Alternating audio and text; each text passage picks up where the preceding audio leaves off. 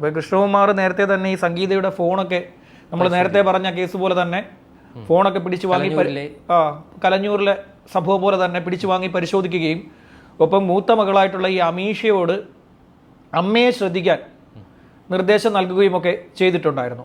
അമീഷ ഈ മകളോട് അമ്മയെ ശ്രദ്ധിക്കണം എന്നുള്ള കാര്യങ്ങൾ, അമ്മ ചെയ്യുന്ന കാര്യങ്ങൾ അറിയാനും ഒക്കെ ഈ അമീഷയെ കൂടെ ഭർത്താവ് വിളിക്കുന്നുണ്ടായിരുന്നു. അപ്പം ഈ കൃഷ്ണകുമാർ വിളിക്കുന്നുണ്ടായിരുന്നു. കൃഷ്ണകുമാർ വിളിച്ച അമീഷയോട് അമ്മയെക്കുറിച്ച് തിരക്കി, അമ്മ എന്ത് ചെയ്തു, അമ്മ ഫോണിലാണോ, ഫോണിൽ സംസാരിക്കുകയാണോ, അല്ലെങ്കിൽ ഫോൺ ഉപയോഗിക്കുകയാണോ, വാട്സപ്പ് ചാറ്റിലാണോ എന്നുള്ള കാര്യങ്ങളൊക്കെ ചോദിക്കുന്നുണ്ടായിരുന്നു. മാത്രമല്ല ഇദ്ദേഹത്തിൻ്റെ ഈ സംശയത്തിൻ്റെ ഒരു പാരമ്യതയിലേക്ക് ഇത് എത്തിയിട്ടുണ്ടായിരുന്നു. അതായത് വാട്സപ്പിൽ ഓൺലൈൻ കാണിച്ചു കഴിഞ്ഞാൽ ഉടനെ മകളെ വിളിക്കുക, അമ്മയുടെ കയ്യിൽ ഫോൺ ഉണ്ടോ എന്ന് ചോദിക്കുക, അതുപോലെ തന്നെ കോൾ വെയിറ്റിംഗ് ആണെങ്കിൽ മറ്റു നമ്പറുകളിൽ നിന്ന് വിളിച്ച് ചോദിക്കുക. ഇതൊക്കെ ഇങ്ങനെ കുറേ കാര്യങ്ങളാണ് ഇപ്പോൾ അവിടുത്തെ കോയമ്പത്തൂരിൽ നിന്നുള്ള പോലീസ് അവിടെ അന്വേഷിക്കുന്നത്.